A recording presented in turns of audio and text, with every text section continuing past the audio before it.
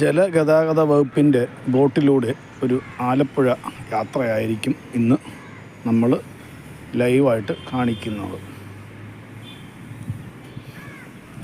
നമുക്ക് പോകേണ്ട ബോട്ടാണ് ഈ കിടക്കുന്നത്.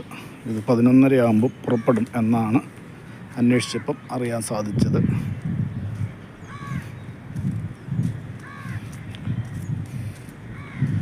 ഈ തടാകത്തിലൂടെ വേണം നമ്മുടെ ബോട്ട് കടന്നു പോകാൻ.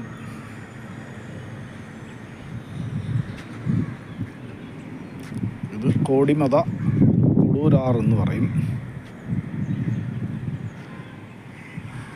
മീനച്ചിലാറിൻ്റെ തന്നെ ഒരു കൈവരിയാണ്. ഇതിൻ്റെ പടിഞ്ഞാട്ട് ഭാഗം പോയി കഴിഞ്ഞാൽ, ഇവിടുന്ന് അങ്ങോട്ട് പടിഞ്ഞാറൻ ഭാഗം പോയി കഴിഞ്ഞാൽ